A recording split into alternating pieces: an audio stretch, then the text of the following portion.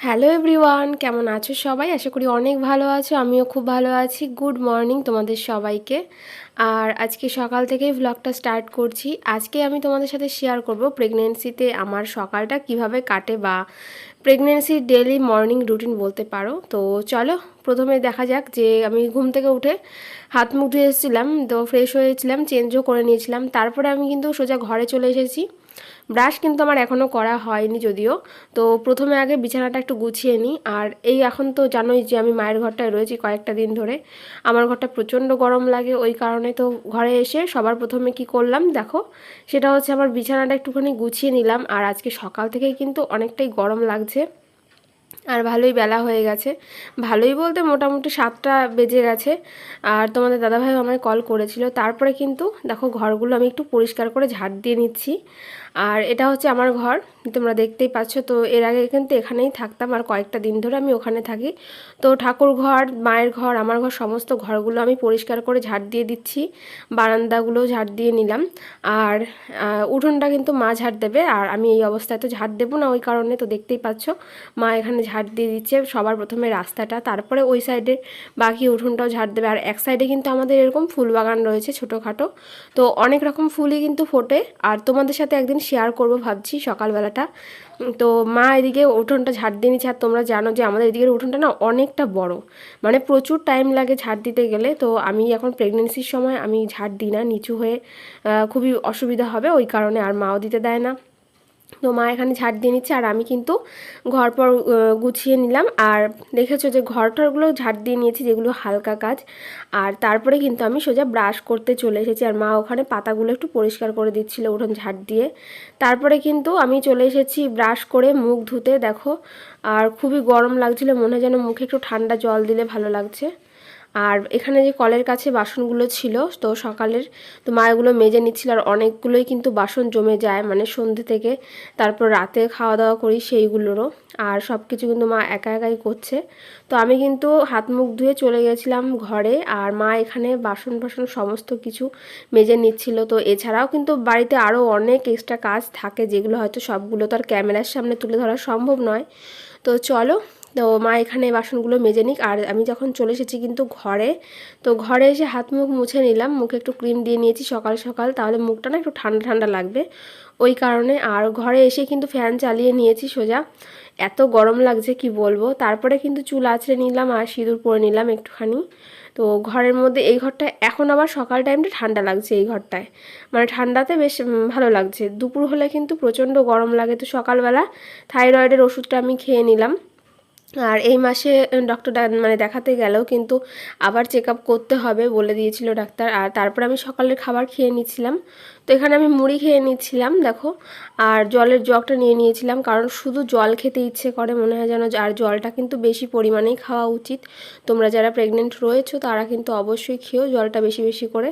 আর তারপর সকালে কিন্তু সব ফুল গাছগুলো তো মা জল দিয়ে দিয়েছিল, সমস্তগুলো তো আর ভিডিও করা হয়নি যদিও। তারপরে কিন্তু অনেকক্ষণ পরে মোটামুটি 9টা বেজে গেছে সকালে, তো তখন দেখো মা এখানে ময়দা মেখে নিচ্ছিল। তো ভাবছিলাম যে আজকে একটু লুচি খাবো, যেহেতু অনেক কয়দিন ধরে কিন্তু লুচি খাওয়া হয়নি, অনেক কয়দিন কি 2-3 মাস প্রায় খাওয়া হয়নি লুচি।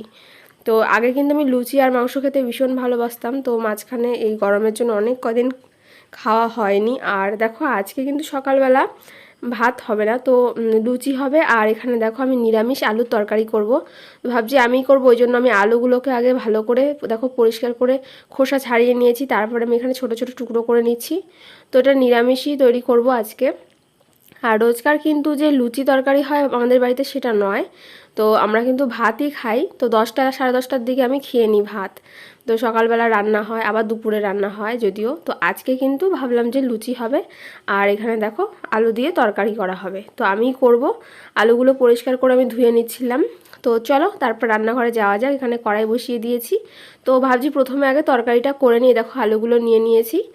আর কড়াইতে সর্ষের তেলেই রান্নাটা করব। তো আগে যদি তরকারিটা করি তাহলে একটু ঠান্ডা হবে, আর পরে লুচিগুলো ভাজবো গরম গরম ফুলকো লুচি, তো তখন খেতে ভালো লাগবে। আর যদি আগে লুচি করি তাহলে তো লুচিগুলো একদম ঠান্ডা হয়ে যাবে, ভালো লাগবে না, ওই কারণে। তো চলো প্রথমে কিন্তু দেখো আমি এখানে আলুর তরকারিটা করে নিচ্ছি, আর সমস্ত কিছু দিয়ে নিচ্ছি। এখানে বাটিতে কিন্তু কাঁচা লঙ্কাও রেখে দিয়েছি। তো খুব ঝাল ঝাল করব না, মোটামুটি করব। তো দেখতে থাকো ভিডিও স্কিপ না করে।